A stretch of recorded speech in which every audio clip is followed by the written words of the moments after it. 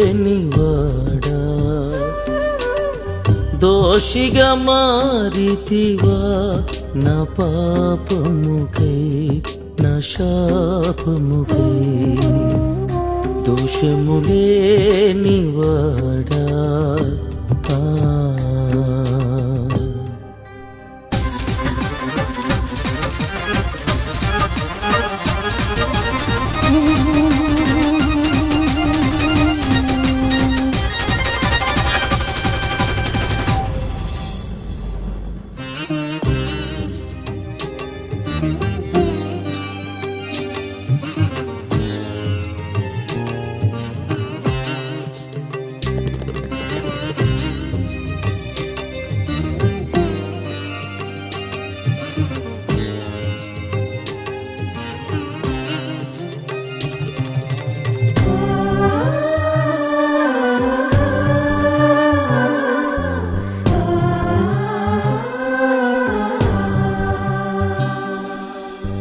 నా పాపమే నిన్ను రాజుల ఎదుట దోషిగా నిలబెట్టగా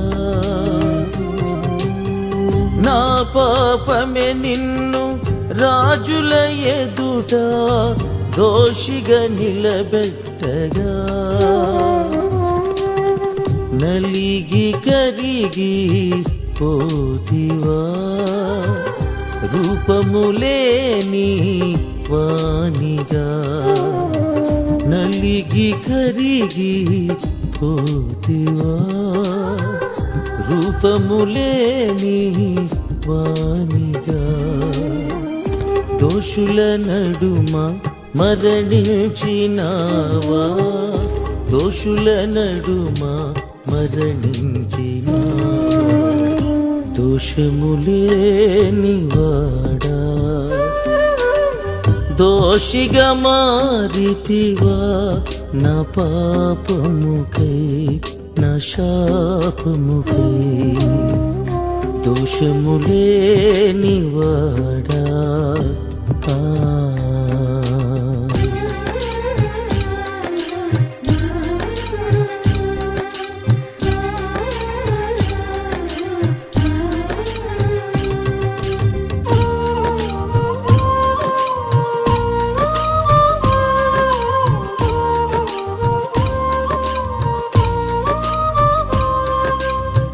ముండ్ల కిరీటము తలపై ఉంచి కర్రతో నిన్ను కొట్టగా ముండ్ల కిరీటము తలపై ఉంచి కర్రతో నిన్ను కొట్టగా రక్తము చింది కారెనా చేతులు గాయము లాయనా రక్తము చింది కారెనా చేతులు గాయము లాయనా దోషుల నడుమ మరణించినావా దోషుల నడుమ మరణించినా దోషములేనివాడా దోషిగా మారితివా నా పాపముకై నా శాపముకై దోషములేనివాడా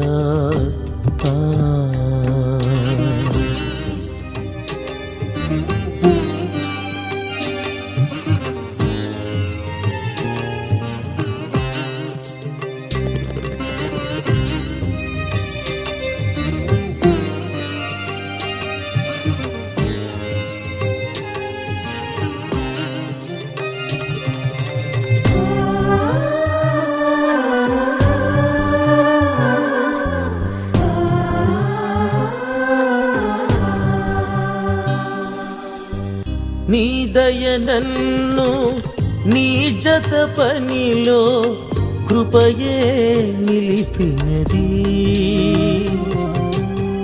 నీ దయ నన్ను నీ జత పనిలో కృపయే నిలిపినది.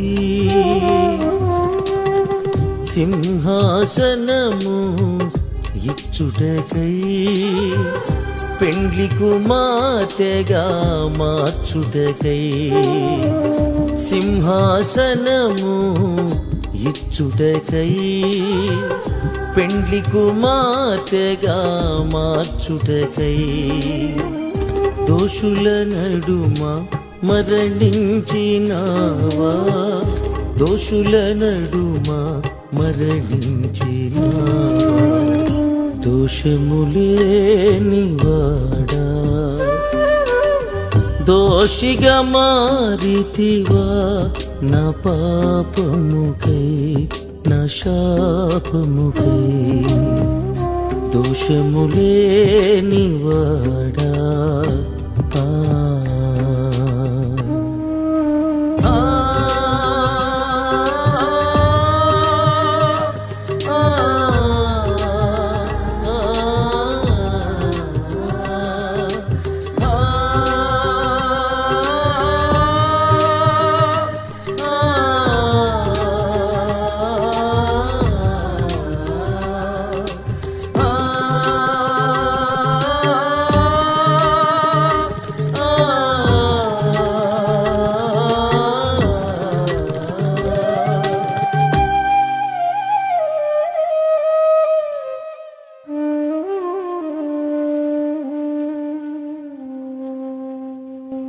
ప్రపంచ చరిత్రలో 7 విధములైన వింతలు మనకు కనబడుతుంది.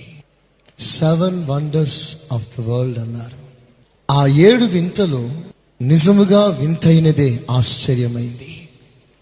అయినను ప్రపంచంలోనే వింత అని పిలువబడుతున్న ఆ 7 వింతలు కాలగర్భంలో కలిసిపోయాయి. ఏన్షియంట్ 7 వండర్స్, ప్రాచీన కాలంలో ఉన్న 7 వింతలు కాలగర్భంలో మట్టిలో కలిసిపోయాయి. అందులో 1, 2 మాత్రమే మిగిలి ఉన్నాయి. ఆ తర్వాత క్రొత్త యుగంలో కూడా మరలా 7 వింతలు ప్రకటించారు. అది కూడా కొన్ని రోజుల్లో కాలగర్భంలో కలిసిపోతాయి. వాటి పేరు వింటమే కానీ వాటిని మనం చూడలే. ప్రపంచంలో అవి ఎంత వింతైనైనా, ఎంత ఆశ్చర్యం కలిగిస్తున్న వండర్స్ అయినా అవి త్వరలో గతించిపోతాయి. కానీ ఒక అద్భుతమైన విషయం, యేసు క్రీస్తు రక్తములో 7 అద్భుతాలు ఉన్నాయి. స్తోత్రం చెప్పండి గట్టిగా. 7 wonders in the blood of Jesus Christ. Yesu రక్తములో 7 అద్భుతాలు ఉన్నాయి. ఈ 7 అద్భుతాలు కాలాలు దొర్లుకుంటూ వచ్చిన ఈ 7 అద్భుతాలు చెక్కు చెదరవు. స్తోత్రం చెప్పండి గట్టిగా, సంతోషంగా. 2000 సంవత్సరాల క్రితం యేసయ్య కార్చిన ఆ ప్రశస్తమైన రక్తం నేటికి వేడిగా ఉంది. Hallelujah, hallelujah. It's an warm blood. ఆ రక్తానికి గ్రూప్ లేదు. ఎందుకో తెలుసిన, తండ్రి రక్తం ఆ రక్తంలో లేనందున సర్వాధికారిని దేవుడే పరిశుద్ధాత్మ వలన ఒక మహిమ కలిగిన కార్యం చేయటం వలన ఆ రక్తం, ఆ మాంసం పుట్టుకొచ్చింది. సాధారణ రీతిలో పుట్టుక రాలేదు. ప్రపంచంలో ఉన్న జనాభా పుట్టినట్లుగా పుట్టలేదు ఆ శరీరం. అది దేవుని మహిమ వలన పుట్టిన శరీరం, రక్తం. సాధారణంగా ఇంచుమించు 15 రకాల రక్తాలు ఉన్నాయట. దేవునికి స్తోత్రం, హల్లెలూయా. 15 రకాల రక్తాలు ఉన్నాయి. పాజిటివ్లు, నెగిటివ్లు, ఏబీలు, ఓలు, ఏలు, బీలు, సీలు మొత్తం కలిపి దాదాపుగా 15 ఉంటాయి. ఏ రక్తం ఏలోనే కలుస్తుంది, బి రక్తం బిలోనే కలుస్తుంది. ఏ రక్తం బిలో కలవటానికి వీలు లేదు, రియాక్షన్ అయిపోతుంది. యేసు రక్తం అన్ని రక్తాల్లో కలుస్తాయి, దానికి గ్రూప్ లేదు. స్తోత్రం, హల్లెలూయా. మరో విచిత్రమైన సంగతి, 2000 సంవత్సరాల క్రితం ఆ కల్వరి శిలువలో ప్రభు కార్చిన ఆ రక్తంలో అంత శక్తి ఎక్కడిది? మనం అనుకుంటాం యేసు ప్రభు రక్తం కార్చాడు, ఆ కలువరి కొండలో పడింది, ఆ నేలలో ఇంకిపోయింది, రక్తం ఆవిరైపోయింది, మట్టిలో కలిసిపోయింది. ఈనాటికి కూడా ఆ రక్తం ప్రభావితముగా ఎలా మారగలదు? ధర్మ సందేహమే, అది తప్పులేదు. ఆ రక్తం అలాగనే భద్రపరిచి ఒక్కొక్క చుక్క రక్తం ప్రపంచమంతా పంపించి తాగు బిడ్డ అని తాగిస్తే అందులో ఒక మహిమ ఉందంటే ఒక సంగతి వేరు. అప్పుడెప్పుడో 2000 సంవత్సరాల క్రితం ఆ కల్వరి కొండలో కాచిన ఆ రక్తం ఆ కల్వరి కొండ మీద ఎప్పుడో ఎండిపోయింది. మరి ఈ రోజు పాపిని ఆ రక్తం కడగటానికి ఏ విధముగా శక్తి గలది? How is it possible? అయితే మీకు ఒక మంచి విషయం నేను చెప్తాను. మన రక్తం ఎండిపోతుంది, మన రక్తం గడ్డ కట్టిపోతుంది. శరీరం నుంచి బయటికి వచ్చిన కొన్ని నిమిషాల్లో రక్తం గడ్డ కట్టిపోతుంది. కానీ కల్వరి కొండ మీద కాచిన రక్తం, అది ఎలాంటి రక్తము తెలిసిన? చదువుదాం. అపోస్తుల కార్యాలు 20వ అధ్యాయం 28వ వాక్యం. దేవుడు తన స్వరక్తమిచ్చి సంపాదించిన చాలా దేవుడు తన స్వరక్తమిచ్చి తన సొంత రక్తం కార్చాడు. The Lord has shed his own blood. This is the blood of Lord. దేవుని రక్తం ఇది, మనుష్యుని రక్తం కాదు. ఆయన మన నిమిత్తం రక్త మాంసంలో పాలువాడయ్యాడు నిజమే, కానీ ఆ రక్తం ఆ మాంసం ప్రత్యేకమైన తరహాలో అనుగ్రహించబడింది. సో ఆయన రక్తం దేవుని రక్తం అని స్పెషల్గా రాయబడింది. దేవుని రక్తం అంటే దేవుడు ఎవరో తెలిసిన? Alpha omega. చెప్పండి గట్టిగా, ఎవరైనా అంటే అర్థం ఏంటి? ఆది అంతం. నీవు రేపటి రోజున వెళ్ళగలవు, నిన్నటి రోజున వెళ్ళలేవు. నిన్నటి దినం నువ్వు చూడలేవు, రేపు చూడగలవు. కానీ యేసుక్రీస్తు ఎవరు అంటే ఆయన ఆదిలో ఉన్నాడు, అంతంలో ఉంటాడు, ఇప్పుడు మనతోనూ కొనసాగువాడు. నీ గత జీవితంలో 25 సంవత్సరాల క్రితం జరిగిన పొరపాటు పాపాన్ని యేసుక్రీస్తు వెళ్ళి క్షమించగలడు. దేవునికి స్తోత్రం చెప్పండి, చెప్పండి గట్టిగా. ఆయన రక్తం ప్రశస్త రక్తం, ఎవరినైనా క్షమించుటకు శక్తి గలది. ఎంతటి ద్రోహినైనా, ఎంతటి భయంకరమైన పాపినైనా క్షమించుటకు శక్తి కలిగిన రక్తం యేసు రక్తం. ఆ రక్తంలో ఉన్న 7 వండర్స్, 7 అద్భుతాలు మనం తెలుసుకొని ప్రభుని మహిమపరచాలి. చేతులెత్తి స్తోత్రం చెప్పండి గట్టిగా, చెప్దాం గట్టిగా, చెప్దాం గట్టిగా. ఆ యేసు రక్తం ప్రతి పాపాన్ని కడుగుతుంది. ఒకవేళ మీరు అడుగుతారేమో, యేసు రక్తం ప్రతి పాపాన్ని కడిగే శక్తియే ఒకవేళ ఉంటే నేడు ప్రపంచంలో ఎంతమంది పాపులు ఎందుకున్నారు అని ఒక ప్రశ్న. యేసు రక్తం ప్రతి పాపాన్ని కడుగుతుంది కదా, అలా కడుగుటకు శక్తి కలిగినది అయితే ఇంతమంది పాపులు ఎందుకున్నారు ప్రపంచంలో? వారందరి మీద ప్రభు రక్తాన్ని ప్రోక్షించేస్తే అందరూ శుద్ధులు కారా? వినండి, మీరు ఒక సోప్ ఫ్యాక్టరీలో వింటున్నారా? ఎక్కడ పని చేస్తున్నారు? ఒక్కరు, మీరందరూ కాదు, ఎవరైనా ఒక్కరు అనుకోండి. అట్లా సోప్ ఫ్యాక్టరీలో పని చేస్తున్నావు, మిషనరీ పార్ట్స్ దగ్గర పని చేస్తున్నావు. నీ పని ముగించుకొని బయటికి వస్తున్నావు. బయటికి వచ్చినప్పుడు నీ వస్త్రాలన్నీ మాసిపోయి ఉన్నాయి. ఎందుకంటే వర్క్ అలాంటిది. ఎక్కడ పని చేస్తున్నాడు ఆయన? చెప్పాలి గట్టిగా. మరి ఆ సోపుకి ఆయన బట్టలు శుభ్రం చేసే శక్తి లేదా? పని చేసేదేమో సోప్ ఫ్యాక్టరీలోనే, కానీ బట్టలు మాసిపోయి ఉంది. అంటే దీనికి అర్థం సోపులో శక్తి లేదని కాదు, ఆ సోప్ని తాను ఉపయోగించలేదు. ఆ సోప్ని ఉపయోగించి కడుక్కుంటే వస్త్రాలు శుభ్రం అవుతాయి. యేసు రక్తంలో శక్తి, అపరిమితమైన శక్తి ఉంది. కానీ దానిని ఎవరు స్వీకరిస్తారో, హృదయపూర్వకంగా ఆ రక్తం ఎద్దకు ఎవరు వస్తారో, వారి పాపములు మాత్రమే క్షమించబడతాయి. అందుకనే క్రైస్తవ్యం అనేది మత ప్రచారం కాదు. ఇది బలవంతంగా ఒకని మతంలో దించేది కాదు. 100 రూపాయలు ఇస్తాను, దుప్పట్లు ఇస్తాను, హాస్టల్ ఫీజులు ఇస్తామని బలవంతంగా ఈ మతంలో దింపేది కాదటది. క్రైస్తవ్యం మనపూర్వకంగా ఆయన పిలుస్తాడు, మనపూర్వకంగా నీవు రావాలి. ఇదిగో హృదయమైన వాకిట నిలిచి నేను తడుతున్నాను, నా స్వరం విని తలుపులు తీసి రా ప్రభు అని ఆహ్వానిస్తే నేను వస్తాను, లేకపోతే నేను దాటిపోతాను. క్రైస్తవ్యం ఇలాంటిది.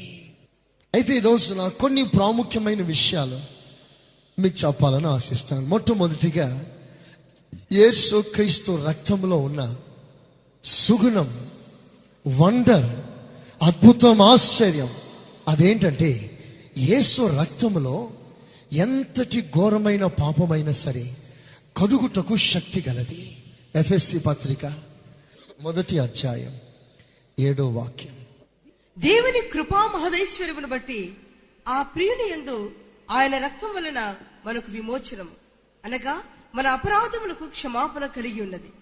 మన పాపములకు, మన అపరాధాలకి ఒక క్షమాపణ కలుగుతుంది.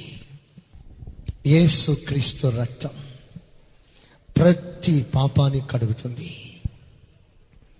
పాపాన్ని కడుగుట మాత్రమే కాదు, ఆ పాపం వలన ఏర్పడిన ప్రభావాన్ని కూడా తుడిచివేస్తుంది. స్తోత్రం చెప్పండి. నా మాటలు జాగ్రత్తగా వినాలి. ప్రభు మన జీవితంలో చేస్తున్న కార్యాన్ని తలంచి మనం ప్రభుని కనపరచు వారమై ఉండాలి. యేసు రక్తములో క్షమాపణ ఉంది, ఫర్గివ్నెస్. ఎంతటి వ్యక్తినైనా క్షమిస్తుంది, ఎంతటి ద్రోహినైనా క్షమిస్తుంది. ఆ రక్తంతో నీవు కడగబడ్డావు కనుక నీకు రక్షణ వచ్చింది. ఇప్పుడు యేసు రక్తంతో నీ కాంటాక్ట్ అయ్యావు, యేసు రక్తం నీ మీదకి వచ్చింది, నువ్వు యేసు రక్తం దగ్గరికి వచ్చావు, ఆ సిలువ మరణాన్ని నమ్మావు.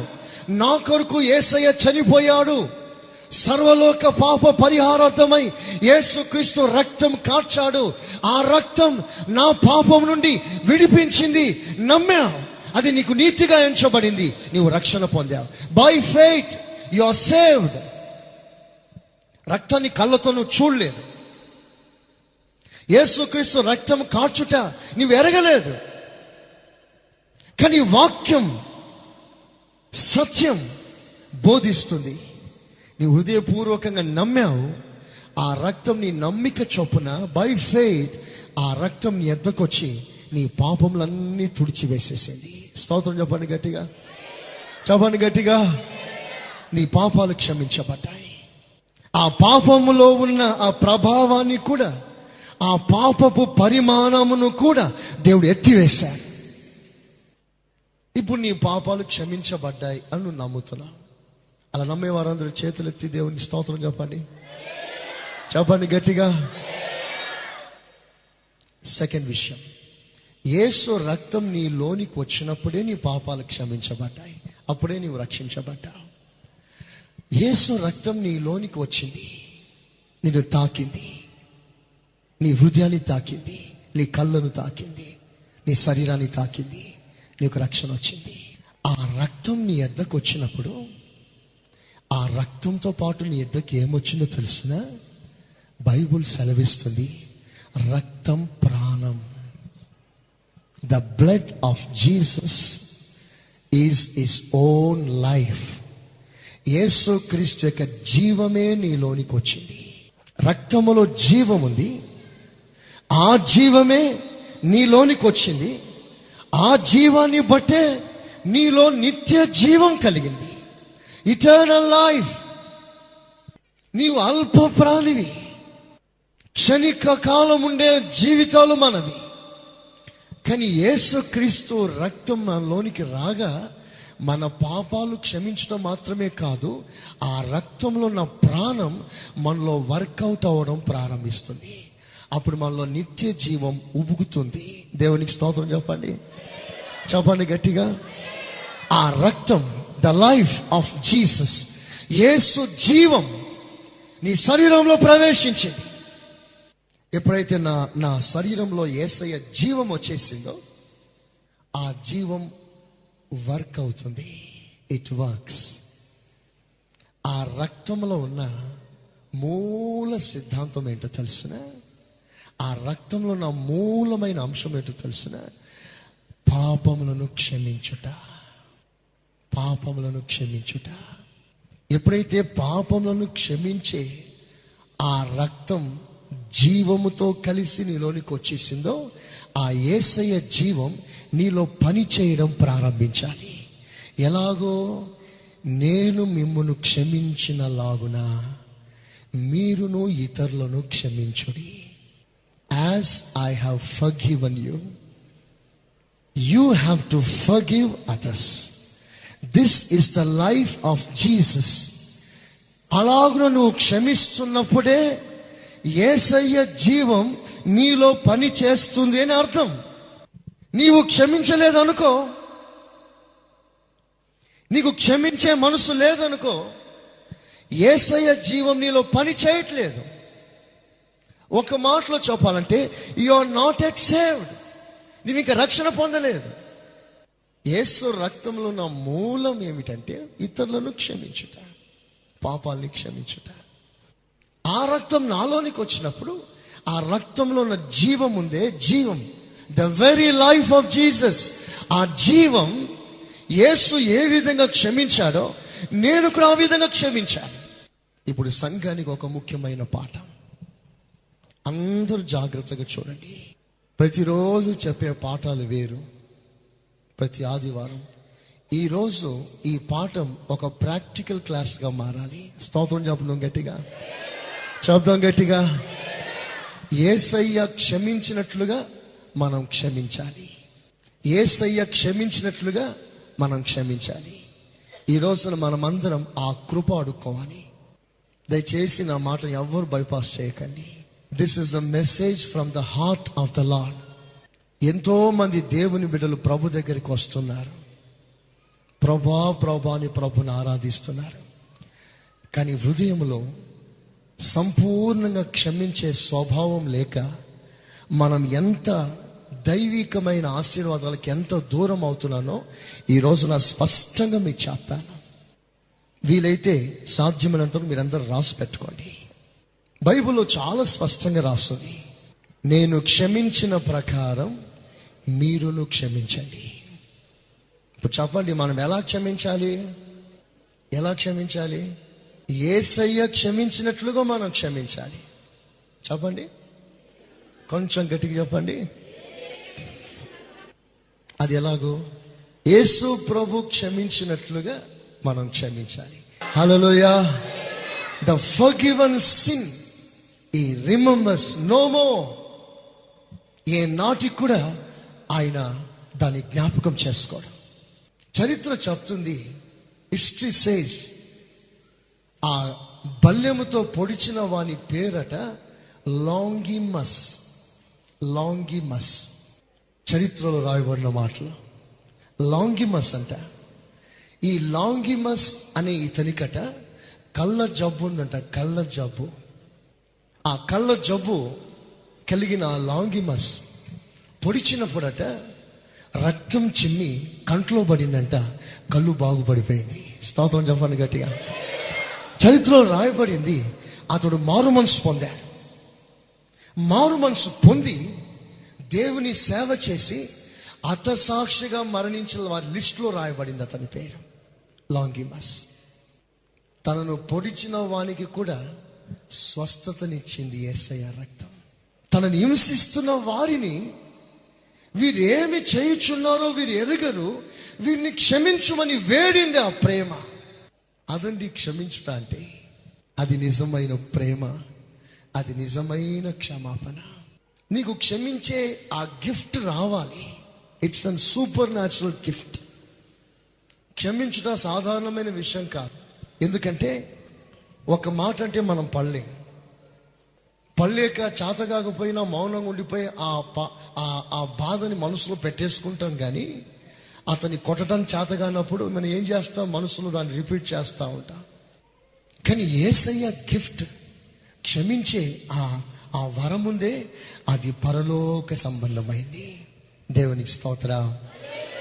ఈ రోజున నాకు మీకు మనందరికీ కావలసిన ఒక శ్రేష్టమైన వరం, ఎంతటి వానినైనా క్షమించే స్వభావం నాకు కావాలి. ఎవరినైనా నేను క్షమించగలగాలి. నాకు క్షమించే మనసు ఉందా లేదా అని ఎలా తెలుసుకోవాలో తెలుసునా? ఇప్పుడు నీకు క్షమించే మనసు ఉందో లేదో ఎలా తెలుస్తుంది? చిన్న ఉదాహరణ మీకు ఇస్తాను. ఒకడట తపస్సు చేస్తున్నాడట, చేతులు పైకెత్తి. ఆ చేతులతో చాలా మందిని కొట్టాడట. జగడాలో చేతులంట అవి. ఈ చేతులకు శిక్ష విధించాలని ఒకడు అడవికి వెళ్ళి 2 చేతులు పైకెత్తి దాన్ని కట్టేసుకున్నాడట చెట్టుకి. చెయ్యి పైకే ఉండిపోయింది, కిందికి రావట్లేదు. ఇక ఏందయ్యా ఈ బాధ అంటే, అయ్యా ఈ చేతులతో నేను చాలా మందిని నేను కొట్టేశాను కనుక నేను దీనికి శిక్ష విధిస్తున్నాను, దీనికి మార్పు రావాలి అని. అప్పుడు ఈ అడిగిన వ్యక్తి కొంచెం పరీక్ష చేద్దామని నీ మొహం అన్నాడట. నీ మొహం అన్నాడట. అనగానే నా మొహం అంటావు రాని చేతులు లేపుతున్నాడట కొట్టడానికి. ఏ చేతులతో తపస్సు చేస్తున్నాడో, ఏ చేయి తప్పు చేసిందని తపస్సు చేసి శిక్ష విధిస్తున్నాడో ఆ చేతులతో మరలా కొట్టనికి చూస్తున్నాడట. అంటే శరీరానికి శిక్ష విధిస్తే ఆ పాపం పోదు, కానీ ఆ మార్పు మనసులో రావాలి. క్షమించే హృదయం మనకు కావాలి. ఈ రోజున ఒక విషయం మీకు చెప్తాను. ప్రపంచంలో అగ్ర దేశాలన్నీ కూడా మరణ ఆయుధాలకి ఖర్చు పెడుతున్న ఖర్చు ఎంతో తెలిసినా లెక్క లేదు. న్యూక్లియర్ వెపన్సే కానీ, లేజర్ వెపన్సే కానీ, రిమోట్ కంట్రోల్ వెపన్సే కానీ ఎంత తయారు చేసి పెట్టుకుంటున్నారు. లక్షలు ఖర్చు పెడుతున్నారు, కోట్లు ఖర్చు పెడుతున్నారు. అడుక్కునేవాడు అడుక్కుంటూనే ఉన్నాడు దేశంలో. వాని కడుపు కొట్టి వాని దగ్గర ట్యాక్సులు వసూలు చేసి దేశాలు ఈ రోజున మారణ ఆయుధాలని తయారు చేస్తుంది, కోట్ల రూపాయలు ఎక్స్పెండ్ చేస్తుంది. ఎందుకు ఈ మారణ ఆయుధాలు? ఎందుకు ఈ remote control weapons? Remote control weapons అంటే ఏంటో తెలుసునా? ముఖ్యమైన ప్రాంతానికి వెళ్తాడు, అక్కడ ఒక టైం బాంబ్ పెట్టేస్తాడు, ఎక్కడో వెళ్ళిపోతాడు, అవసరం వచ్చిన బటన్ నొక్కుతాడు. బటన్ నొక్కిన వెంటనే బిల్డింగ్ లేచిపోతుంది. ఈ మారణ ఆయుధాలకి మూల కారణం ఏంటంటే క్షమించే మనసు లేక. This is the production of unforgiving spirit. క్షమించే మనసు లేక హత్యలు జరుగుతున్నాయి. క్షమించే మనసు లేక కుటుంబాలు విడిపోతున్నాయి. క్షమించే మనసు లేక కుటుంబాలు విచ్ఛిన్నంగా మారిపోతున్నాయి. క్షమించే మనసు లేక యేసు ప్రభు సంపూర్ణంగా క్షమించి దాని ప్రభావాన్ని క్షమించి ఇక ఎన్నడూ దేవుడు జ్ఞాపకం చేసుకోడట. సముద్రపు అగాధంలో ఆ పాపాన్ని పడేశాడు. తన వీపు వెనుక ఆ పాపాన్ని పడేశాడు. తూర్పుకి పడమరకి ఎంత దూరమో అంత దూరం మన పాపాన్ని క్షమించి విసిరివేశాడు. మనం దాన్ని రిపీట్ చేస్తూ ఉంటాం.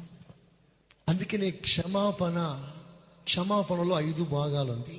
1, దేవుని యొద్ద నువ్వు క్షమాపణ అడగాలి. నంబర్ 1, ఏదైనా పొరపాటు చేస్తే దేవుని యొద్ద ఆయన కాళ్ళు పట్టుకొని ఆయన యొద్ద క్షమాపణ అడిగి ఒక మంచి మనస్సాక్షి పొందుకోవాలి. మనుషులం అనేక రకాల బలహీనలం. ఏదో ఒక విషయంలో బలహీనత మనల్ని వెంటాడుతుంది. మనం చనిపోయినంత వరకు ఈ పోరాటం మన జీవితంలో కొనసాగుతుంది. అందుకనే ప్రతి వ్యక్తికి ప్రభు పాదాలు పట్టుకొని ఆయన క్షమాపణ పొందుకొని ఆయనతో సమాధాన పడే మనసు ప్రతినిత్యం విశ్వాసి కలిగి ఉండాలి. నంబర్ 1, దేవుని క్షమాపణ పొందుకోవాలి. నంబర్ 2, నీ సహోదరుని దగ్గర క్షమాపణ పొందుకోవాలి. This is very important. నీ సహోదరుడు నీకు వ్యతిరేకంగా క్రియ చేసినప్పుడు హృదయపూర్వకంగా అతన్ని క్షమించు. మనస్సులో ఎలాంటి మరకలు పెట్టుకోవద్దు, ఇంకా ఏ బాధ పెట్టుకోవద్దు. యేసయ్య వైపు చూడు. ఆయన నిన్ను ఎలాగూ క్షమించాడో ఆ విధంగా నీవు ఇతరులను క్షమించు. నువ్వు క్షమించకపోతే నువ్వు బంధకాల్లో ఉన్నావనే సంగతిని మర్చిపోవద్దు. నువ్వు క్షమించే మనసు నీకు లేదనుకో, నువ్వు కట్టబడి ఉన్నావు. You are not an free man, you are bond servant. క్షమించే మనసు మనకు అవసరం. ఇప్పుడు నాకు క్షమించే మనసు ఉందని ఎలా తెలుస్తుంది? వెంటనే ఆ మాట, క్షమించు ప్రభు అనే మాట వెంటనే రావాలి. యేసు ప్రభు బల్లెంతో పొడిచిన వెంటనే గుండెలోంచి రక్తం బయటకు వచ్చింది. మీకు మంచి ఉదాహరణ చెప్తాను. ఒక చెట్టు ఉంది, ఆ చెట్టు నిండా పండ్లు ఉన్నాయి, ఫుల్ ఆఫ్ ఫ్రూట్స్. ఆ చెట్టు దగ్గరికి వెళ్ళండి, ఓ రాయి తీసుకోండి, పటాలను కొట్టండి. దాన్ని రాయితో ఆ చెట్టును కొట్టండి. కొట్టిన వెంటనే ఏం చేస్తుంది? థ్యాంక్ యూ అని 2 పండ్లు నీకు ఇస్తాయి. దేవునికి స్తోత్రం. చదవండి గట్టిగా. ఎందుకని? ఆ చెట్టు నిండా పండ్లు ఉన్నాయి. రాయితో కొట్టు, కొట్టిన వెంటనే పండిచ్చి థ్యాంక్ యూ మై సన్, తిను, ఈట్ ఇట్. నిన్ను కొట్టిన వెంటనే దేవుడి వ్యక్తిని నియమించాలనే మైండ్ వచ్చేసేయాలి. దేవా, ఈ సందర్భం కొరకు స్తోత్రం అని చెప్పు. You are having the spirit, the fruit of forgiveness. That is the spirit, fruit of spirit. ఆత్మ ఫలము ఒకటి క్షమించుట.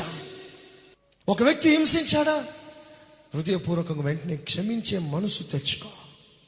అలా క్షమించలేదనుకో, క్షమించే మనసు నీకు రాలేదనుకో, నువ్వెవరో తెలిసిన an barren tree. You have no fruit. నీకు పండ్లు లేవు, నువ్వు ఫలములు లేని చెట్టువి, నీకు ఏ ఫలము లేదు. క్షమించే మనసు ఎలాంటిది అంటే పరలోక రాజ్యానికి వంతెన వేసిన అనుభవం లాంటిది. నువ్వు క్షమిస్తే నువ్వు ఆ వంతెనలో నిన్నగా పరలోకానికి వెళ్తావు. నువ్వు క్షమించబడ్డావు కనుక, నువ్వు క్షమించావు కనుక క్షమించబడ్డావు. క్షమించలేదనుకో, ప్రభు కూడా నీ పాపములను క్షమించాడు. అప్పుడు నువ్వు దోషిగా తీర్చబడతావు. ఈ విషయాలు బైబిల్లో చాలా చక్కగా రాస్తుంది. క్షమించలేని వ్యక్తి హృదయంలో ద్వేషం కలిగిన వ్యక్తి. ఎప్పుడైతే వ్యక్తిలో ద్వేషం ఉందో, అతనిలో ఉన్న భయంకరమైన స్వభావం పరిశుద్ధ గ్రంథంలో ఏ విధంగా ఎంత చక్కగా రాస్తుందో మీకు చదివి వినిపిస్తాను. 109వ కీర్తన 3వ వచనం చూడండి. నన్ను చుట్టుకొని నా మీద ద్వేషపు మాట్లాడుచున్నారు, నా మీద ద్వేషపు మాటలు మాట్లాడుచున్నారు. నిర్నిమిత్తముగా నాతో పోరాడుచున్నారు, నిర్నిమిత్తముగా నాతో వీరు పోరాడుతున్నారు. నేను చూపిన ప్రేమకు ప్రతిగా, నేను ప్రేమను చూపినా వారు నా మీద పగబట్టి ఉన్నారు. ఎందుకు? హృదయంలో పగ, హృదయంలో ద్వేషం ఉంది, హృదయంలో చేదుంది. నేను ప్రేమతో మాట్లాడినా వాళ్ళు మాత్రం ద్వేషంతో మాట్లాడుతున్నారు. ఇలాగున ద్వేషమున్న హృదయం ఎలాంటిదో 6వ వాక్యం నుండి చదువుతున్నాడు, వినండి. 6th verse నుండి. వాని మీద భక్తిహీనుని అధికారిగా ఉంచుము. చాలు. నంబర్ 1, వాని మీద భక్తిహీనుని అధికారిగా ఉంచు. అంటే ఒక భక్తిహీనుని అధికారం కింద బానిస. ఒక మంచి యజమానికి కాదు, చెడ్డవాడైన యజమానికి నీ ఒక బానిస. ఎవరైతే హృదయంలో చేదు, ద్వేషం, పగ ఉంచుకుంటారో వారెవరు అంటే ఒక బానిస, కట్టబడిన వారు. వారు బంధింపబడినారు, బంధకాల్లో ఉన్నారు.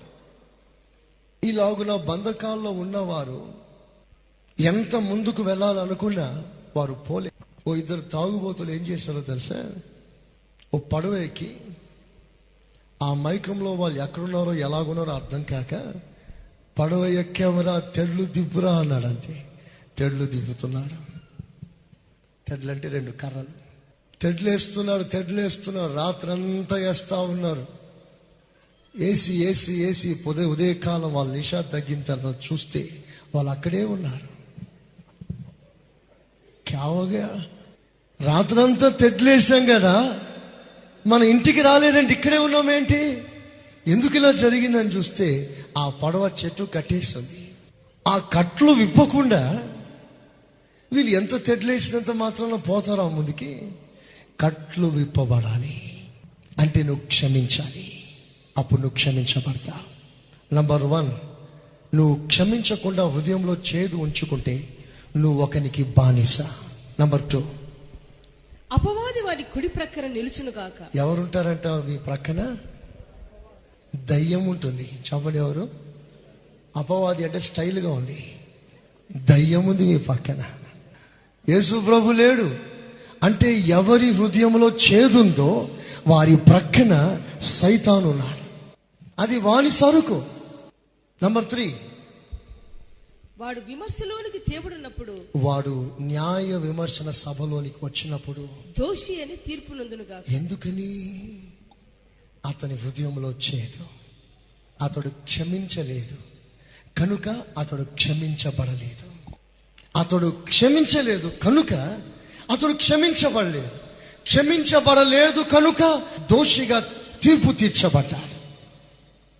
అంటే ఒక సత్యం తెలుసుకో, నీ బ్రతుకులో ఏ మనిషినైనా క్షమించకపోతే రేపు నీవు సభలో నిలబడ్డప్పుడు నీవు క్షమాపణ పొందలేని ఒక దోషిగా నువ్వు ఆయన ఎదుట నిలవబడతావు. ఏమిటి ప్రభు, నేనేం తప్పు చేశాను, నేనేం పాపం చేయలేదే నువ్వు అడుగుతావేమో.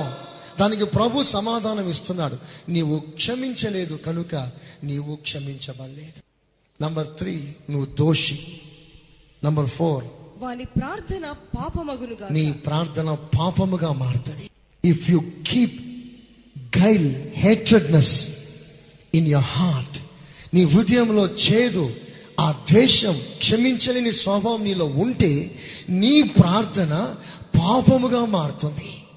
ప్రభా ప్రభా అంటున్నావు కానీ ఆ ప్రార్థన ధూపం దేవునికి దుర్వాసనగా మారింది. నీ ప్రార్థన అంగీకరించబడలేదు. నేను నా హృదయంలో పాపం లక్ష్యం ఉంచిన ఎడల నా మనవి ప్రభు ఆలకించకపోవును. నీ ఎదుటివాన్ని ద్వేషిస్తూ ఒక వ్యక్తిని హృదయపూర్వకంగా ప్రేమించక, క్షమించక, అతనిలో ద్వేషం పెట్టుకొని నువ్వు ప్రార్థనకు వచ్చిన నీ ప్రార్థన నీకు పాపముగా మారింది. నీకు పుణ్యం జరగట్లేదు. నేను అనుకుంటున్నావు బాగా ప్రార్థన చేశాను.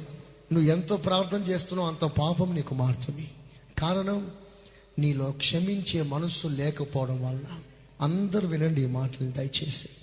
నంబర్ 5, వాని జీవిత దినములు కొద్దివగునుగాక. నీవు క్షమించకపోతే, హృదయంలో ద్వేషం పెట్టుకుంటే ఆ ద్వేషం నీ ఆయుష్ను తింటుంది. తెలుసా మీకు? నీ ఆయుష్ తగ్గిపోతుంది, అంటే నీ ఆరోగ్యం పోతుంది. ఇది వాస్తవ సత్యం. ఎవరి హృదయంలో చేదు నింపుకుంటారో వారు బలహీనైపోతున్నారు. వారి ఆరోగ్యం అంతా ఖాళీ అయిపోతుంది, ఆరోగ్యం క్షీణించిపోతుంది. తర్వాత నెక్స్ట్ 6, వాని ఉద్యోగమును వేరొకడు తీసుకొనుగాక. నీ పరిచర్య పోతుంది. You will lose your ministry. దైవ సేవకులే కానీ విశ్వాసులే కానీ క్షమించే మనసు సేవకుడికి లేకపోతే షోలీ విల్ లూజ్ హిస్ మినిస్ట్రీ. అతడు తన పరిచర్య, అతని ఉద్యోగం, అతని బాధ్యత, సంఘంలో అతనికి ఇచ్చిన ఆ ఉన్నతమైన పరిచర్య పోగొట్టుకుంటాడు. ద్వేషం కారణం. నీకు క్షమించే మనసు లేకపోవడం వలన దేవుడు నీకు ఇచ్చిన బాధ్యత తీసి వేరొకరికి ఇచ్చేస్తాడు. నీ ఉద్యోగం తీసి వేరొకరికి ఇస్తాడు. ఫర్ ఎగ్జాంపుల్, సాల్ హృదయంలో ద్వేషం పెట్టుకున్నాడు, చేదు పెట్టుకున్నాడు. దావీదును క్షమించలేకపోయాడు. తండ్రి వద్దకు వెళ్ళి ప్రార్థన చేస్తున్నాడు, బాగానే ఉంది, కానీ క్షమించలేకపోయాడు. కనుక దేవుడు అతని పదవిని తీసేశాడు, అతని ఉద్యోగాన్ని తీసేశాడు, వేరొకరికి ఇచ్చేశాడు. Unforgiving spirit will lose his ministry. Next, వాని బిడ్డలు తండ్రి లేని వారగుదురుగాక. చూడు, నా మాటలు నాకు రిపీట్ చేయటానికి కూడా మనసు లేదు. ఎంత భయంకరంగా ఉంది చూడండి. ద్వేషముతో ఉన్న వారి పిల్లలట అనాథులైపోతారట. ఎంత భయంకరమైన మాటలు ఇవి. చదవండి. వాని భార్య విధవరాలగునుగాక. చూసారా, కుటుంబాలు విరిగిపో ముక్క చెక్కలైపోతాయి.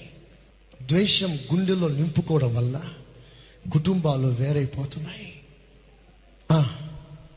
వాని బిడ్డలు దేశ దిమ్మరులై భిక్షమెత్తుదురుగాక. చూసారా, పిల్లలు ఎక్కడో దేశ దిమ్మరులు అయిపోయారు, సంరక్షణ లేదు, బజారు పాలైపోయారు. పాడుపడిన తమ ఇండ్లకు దూరముగా జీవనం వెదకుదురుగాక.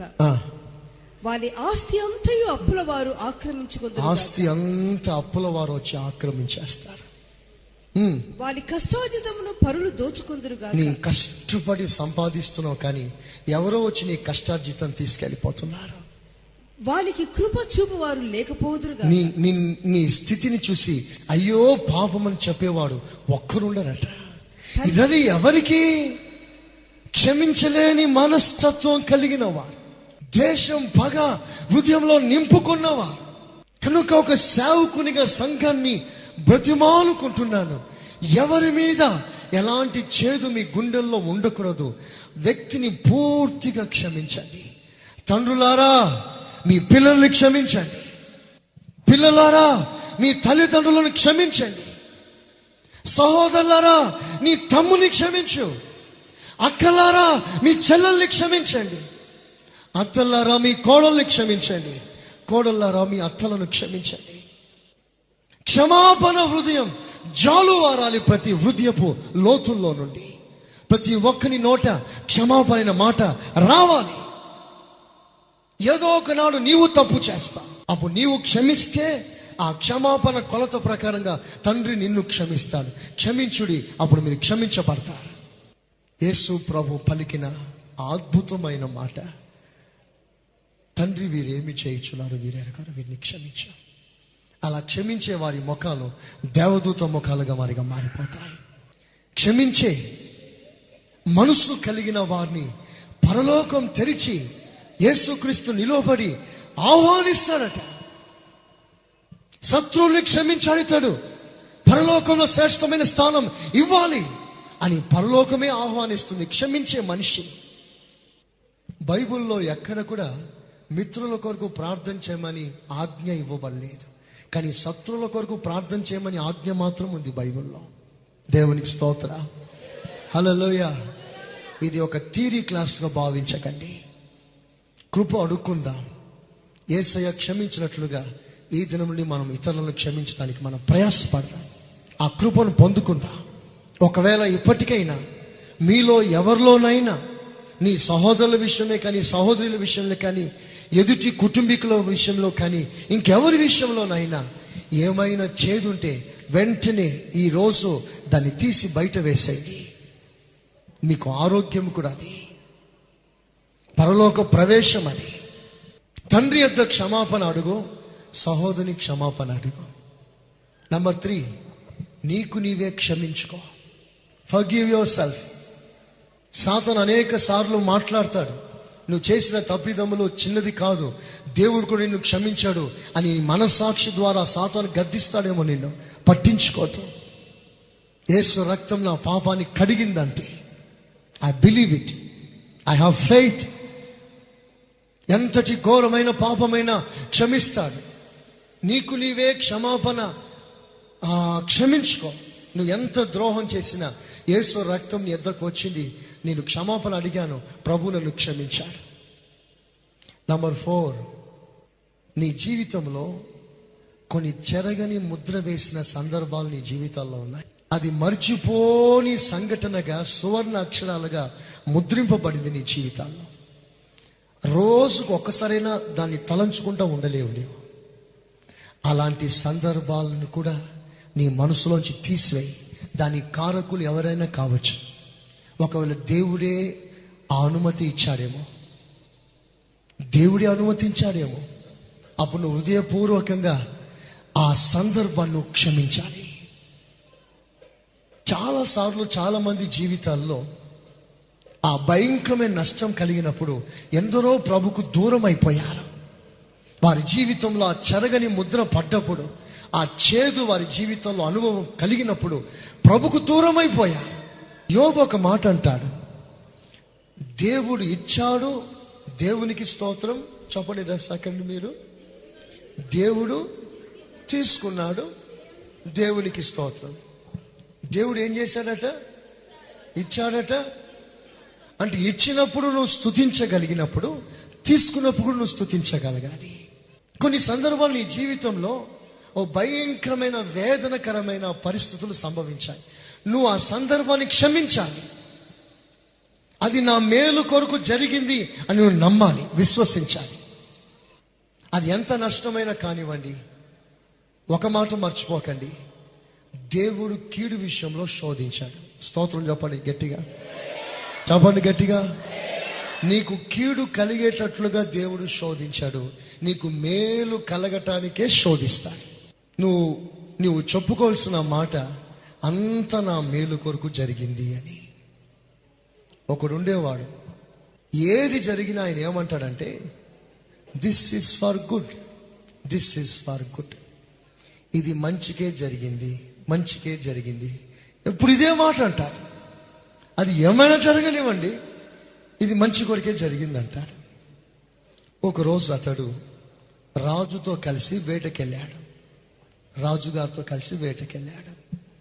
వేటకెళ్ళినప్పుడు ఆ గన్లో బుల్లెట్స్ని లోడ్ చేసి రాజుగారికి ఇస్తే, రాజుగారు హంటింగ్ చేస్తాడు, జంతువులను హట్ చేసి తీసుకొస్తుంటాడు. ఒకరోజు బుల్లెట్ని లోడ్ చేస్తున్నాడు, బై మిస్టేక్ ట్రిగర్ మీద చేయబడింది. ఈ మనిషి చెయ్యి ఆ నొక్కే దాని మీద చేయబడిపోయింది, బుల్లెట్ పేలింది, రాజుగారి కుడి చేయి లేసిపోయింది. ఆ బుల్లెట్ చిన్నగా రాజుగారి కుడి చేతికి బొటన్ మీదకి వస్తే బొటన్ ఎగిరిపోయి కింద పడిపోయింది. లోబో లోబో ఒత్తుకుంటున్నాడు. వాడు నెమ్మదిగా అంటాడు, అంతా మంచికే సార్ అంటాడు. సార్ బాధపడకండి సార్, అంతా మంచి కొరికే సార్. పటాలను కొట్టాడు. నా వేలు తెగ నరికి షూట్ చేసి ఆ వేలు కింద పడి కొట్టుకుంటుంటే నేను నొప్పికి బాధకి భరించలేక అయ్యో అయ్యో అని ఏడుస్తుంటే, మంచి కంటాం అసలు నీకు బుద్ధి ఉందా అని చెప్పి వాడిని కొట్టి జైల్లో వేశాడు. ఆ జైల్లో వెళ్తున్నప్పుడు ఆయన అంటాడు, అంతా మంచి కొరికే. దేవునికి స్తోత్రం చెప్పండి, చెప్పండి గట్టిగా. జైల్లో వెళ్ళినా మంచి కొరికే అట, వేలు తెగిపోయినా మంచి కొరికే అంట. కొన్ని రోజులు గాయం మానింది. మరలా రాజుగారు హంటింగ్కి వెళ్ళాడు, ఒంటరిగా పోయాడు, చాలా లోతులకు వెళ్ళిపోయాడు, అడవి దాటిపోయాడు. అక్కడ కొంతమంది క్యానిబల్స్ ఉన్నారు, మనుషులు తినేవాళ్ళట. మనుషులు కనిపిస్తే పట్టుకొని తినేస్తారు బలి అర్పించి. రాజుగారు దొరికారు వారికి, రాజుగారిని పట్టుకున్నారు. ఈరోజు మంచి బలి, మంచి విందు దొరికిందిరా అని చెట్టు కట్టేశారు. ఇక వాళ్ళు బలి అంతా సిద్ధం చేసుకుంటున్నారు. రాజుగారిని బలిపీఠం మీద ఎక్కించి బలి అర్పించి ఆ మాంసం తినేస్తారు. ఇక డ్రమ్ములు వాయిస్తున్నారు, ఓ ఓ మొత్తుకుంటున్నారు. అయితే ఆ దేవి అట ఆ బలి అర్పించేటప్పుడట అవయాలన్నీ కరెక్ట్గా ఉంటేనే బలిపీఠం ఎక్కిస్తారట. అవయం సరిగ్గా లేకపోతే బలికి పనిచేయడట. అందుకనే బలిపీఠం ఎక్కించేటప్పుడు మనిషిని అంతా చూస్తున్నప్పుడు వేలు లేదు, ఇతనికి వేలు లేదు, గురుగారు బలికి పనిచేయడు, పంపించాయి అన్నాడు. కట్లిపి పంపించేశారు. వారు పరిగెత్తుకొని వచ్చి ఓ స్తోత్రం స్తోత్రం స్తోత్రం అనుకొని ఈయన మాట గుర్తుకొచ్చింది, అంతా మంచి కొరికి. ఆ వేలు తెగపోతే స్తోత్రం అయిపోయేవాడు. అప్పుడు అయ్యో నేను అన్యాయంగా కొట్టానే, జైల్లో వేశానే, అయ్యో పాపం ఎంత పని చేశా నేను అని పరిగెత్తుకుని వెళ్ళి ఆ జైల్లో ఉన్న వ్యక్తిని చూసి సారీ సారీ సారీ నేను చాలా పొరపాటు చేశాను, దయచేసి నన్ను క్షమించమని క్షమ అడుగుతున్నాను. అందుకు ఆయన అంటాడు, అంతా మంచికే. నా వేలు పోయినప్పుడు మంచికేనో, నిజంగా మంచిగా జరిగింది. జైల్లో వేసిన మంచిగా అంటావేంటి? నిజం సార్, మంచిగా జరిగింది సార్ జైల్లో వేయడం. మీరు నన్ను జైల్లో వేయకపోతే నేను మీతో వచ్చేవాడినా వేటకి? వచ్చేవాడివి. మరి నీకు వేలు లేదు కాబట్టి నేను విడిచిపెట్టాను, నన్ను ఎందుకు విడిచిపెడతారు? అంతా మంచికే సార్. స్తోత్రం చెప్పండి. ఎన్ని జరిగినా ఏది జరిగినా జరిగేది నీ చిత్తమే ప్రభువా, జరిగేది నీ చిత్తమే. నీ వాక్కుకై వేచియుంటిని, నా ప్రార్థన ఆలకించుమా. ప్రభువా నా ప్రార్థన ఆలకించుమా. ఎన్ని కలసినా ఏది అడిగినా పాడండి, అందరూ పాడండి, చప్పట్లు కొడుతూ పాడండి. జరిగేది నీ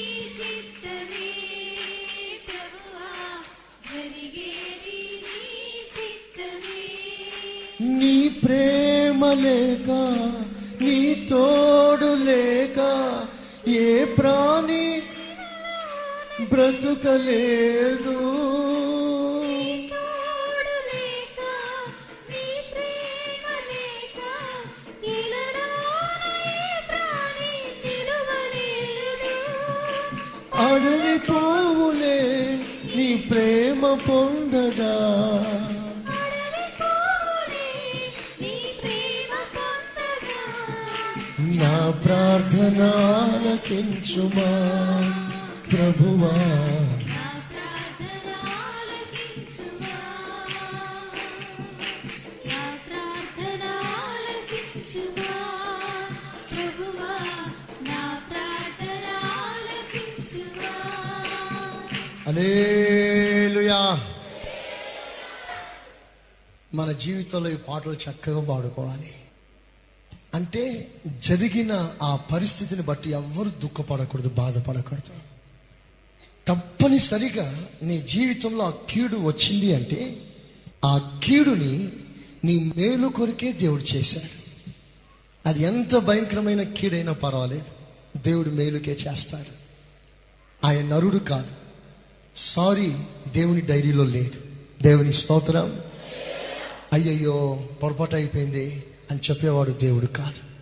ఆయన నోటు నుంచి వచ్చిన మాట 7 మార్లు పుటం వేయబడి శుద్ధ సువర్ణమైన మాటలు. ఆయన పొరపాటు చేయడు. కనుక ఒక నిజమైన దేవుని బిడ్డగా ఆయన పనిని హృదయపూర్వకంగా అంగీకరించాలి. అది మన కర్తవ్యం. మన కర్తవ్యం అది. ఎంత కీడు జరిగినా దేవుని మీద మాత్రం నువ్వు సనుగవద్దు. దేవుడు ఎందుకు నాకు ఇలా చేశాడు, దేవుడు ఎందుకు అలా చేయాలి అనే మాట రాకూడదు. అదే అన్నమాట పరిస్థితులను క్షమించుట. నెంబర్ 5, 5వదిగా క్షమాపణ వేడుకో. నువ్వు ఒక వ్యక్తిని క్షమించడం మాత్రమే కాదు, నీవు ఎదుటి వ్యక్తి దగ్గరికి వెళ్ళి క్షమాపణ పొందుకో. Receive forgiveness. నీకు వ్యతిరేకంగా క్రియ చేసిన సంగతి నీకు తెలిసినప్పుడు, అతడు నీ మీద బాధలో ఉన్నాడని తెలిసినప్పుడు నీవు వెళ్ళి బ్రదర్ ఐఎమ్ సారీ అని నువ్వు ప్రభు ఆ మనుషుని దగ్గరికి వెళ్ళి క్షమాపణ కోరుకో. మనుషులను క్షమించడం, మనుషుల దగ్గర క్షమాపణ అడగడం, ఇవి రెండు నీ జీవితంలో ఉండాలి. You must forgive and ask forgiveness. ఏ విషయంలో కూడా నీ విషయంలో చేదు ఉండకూడదు. నువ్వు ఒక వ్యక్తిని క్షమించు, అట్ ద సేమ్ టైం నువ్వు వెళ్ళి క్షమాపణ కూడా అడుగు. అతని మనసులో నీ గురించి ఏదో బాధ పెట్టుకున్నాడు, అది తెలిసింది నీకు. తెలిసిన వెంటనే పరిగెత్తుకుని వెళ్ళి సారీ బ్రదర్, నా విషయం మీరు ఏదో బాధపడ్డారు, క్షమించండి. నిజంగా అది ఎంత గొప్ప మనసు. ఇది ప్రభు మనసు. ఇది పరలోకపు స్వభావం. ఈ స్వభావం మనం కలిగి ఉండటానికి తీర్మానం చేసుకుందాం. ప్రియమైన దేవుని బిడ్డలారా, యేసు రక్తంలో నా మొదటి విషయం మాత్రమే మీకు చెప్పాను. First wonder forgiveness. ఎంతటి వాణిని క్షమిస్తుంది. కనుక మనము క్షమాపణ పొందిన మనం ఇతరులను క్షమించే విషయంలో జాగ్రత్త కలిగి ఉందాం. ఎవరి దోషంలో ఎవరి పాపం మీ మనసులో ఉంచుకోవద్దు. అందరినీ క్షమించండి. మంచి మనసాక్షితో ప్రభు కొరకు ఎదురు చూడండి. దేవుడు ఆ స్వభావాన్ని మనకు అనుగ్రహించును కాక. చదువు గట్టిగా ఆమేన్, ఆమేన్. ఆ దివ్యమైన స్వభావం ప్రభు మనకు సొంతం చేయునుగాక. ఆమేన్. ఒక్క క్షణం అలాగే మోకరించండి. మీ చేతులు పైకెత్తండి. ఒక్క నిమిషం. ప్రభువా, నాకు ఆ స్వభావం కావాలి. అది నాకు లేదు, నేను ఒప్పుకుంటున్నాను. మనస్ఫూర్తిగా క్షమించే మనసు నాకు లేదు, కానీ ఇప్పుడు నాకు కావాలని అడుగుతున్నాను. నాకు క్షమించే మనసు కావాలి. నా హృదయం కఠినంగా ఉంది. కొంతమందిని క్షమించలేకపోతున్నాను వాళ్ళు చేసిన కార్యాన్ని బట్టి.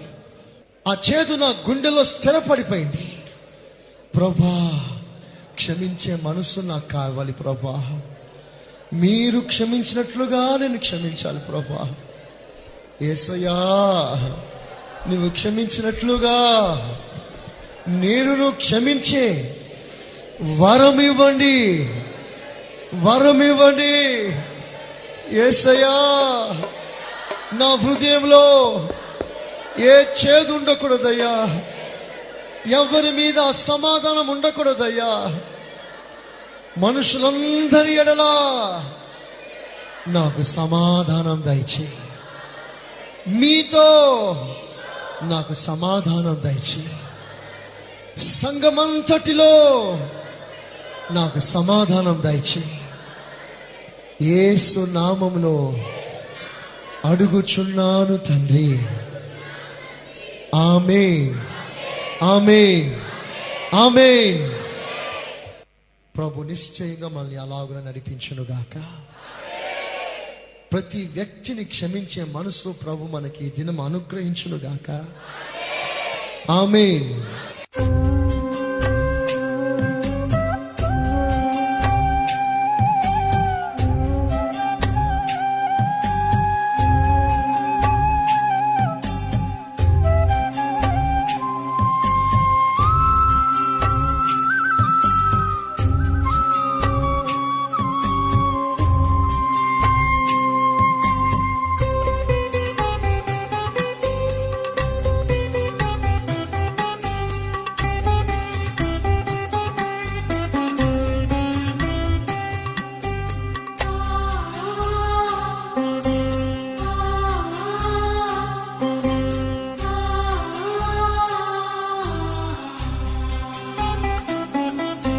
కరిగిపోయెనే నా యేసుడు, నలిగిపోయెనే నా ప్రియుడు.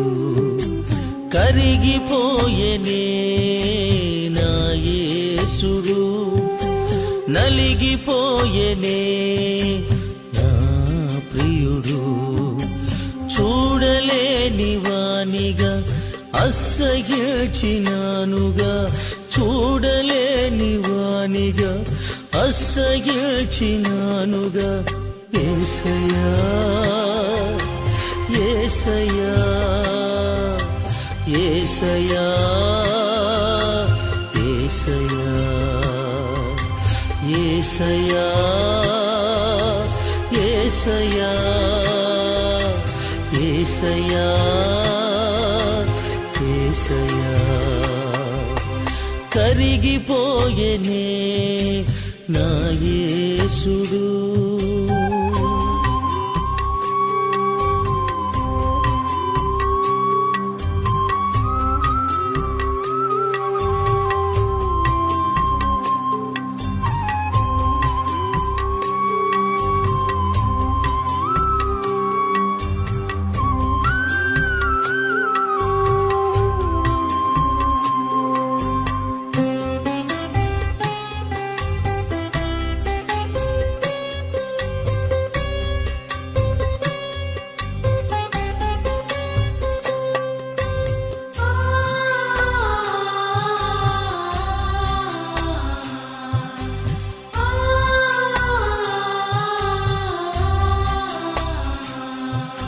శ్రేష్టమైన నీ రక్తమే బహుమానమై, నీ గాయములే ఆశ్రయపురమై. శ్రేష్టమైన నీ రక్తమే బహుమానమై, నీ గాయములే ఆశ్రయపురమై. నిన్ను చూడాలని, నీతో ఉండాలని, నిన్ను చూడాలని, నీతో ఉండాలని. యేసయ్యా, యేసయ్యా, యేసయ్యా, యేసయ్యా, యేసయ్యా, యేసయ్యా, యేసయ్యా, యేసయ్యా.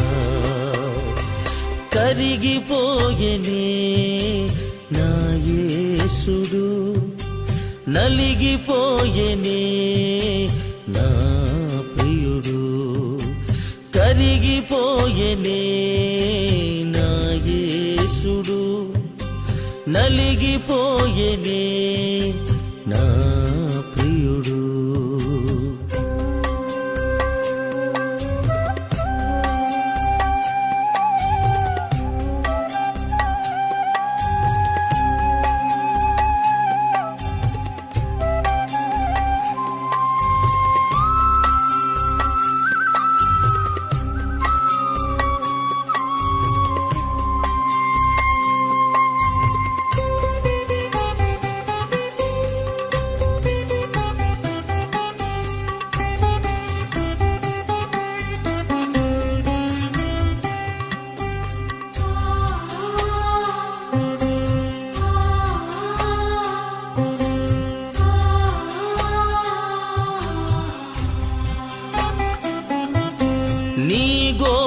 శ్రమలే సౌందర్యమై ఆ సౌందర్యమే సీయోను రూపమై నీ ఘోర శ్రమలే సౌందర్యమై ఆ సౌందర్యమే సీయోను రూపమై నిన్ను చూడాలని నీతో ఉండాలని నిన్ను చూడాలని నీతో ఉండాలని యేసయ్యా యేసయ్యా యేసయ్యా యేసయ్యా యేసయ్యా యేసయ్యా యేసయ్యా యేసయ్యా కరిగిపోయేనే నా యేసుడు నలిగిపోయేనే నా ప్రియుడు కరిగిపోయేనే నా యేసుడు నలిగిపోయేనే నా ప్రియుడు చూడలేని వానిగా అసహ్యించినానుగా చూడలేని వానిగా అసహ్యించినానుగా యేసయ్యా యేసయ్యా యేసయ్యా యేసయ్యా యేసయ్యా యేసయ్యా యేసయ్యా యేసయ్యా కరిగిపోయేనే నా యేసుడు నలిగిపోయేనే నా ప్రియుడు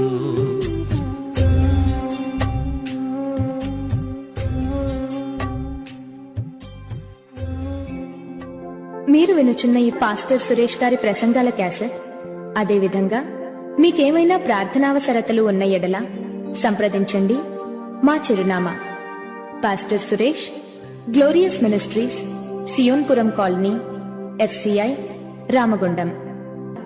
మొబైల్ 984991000405.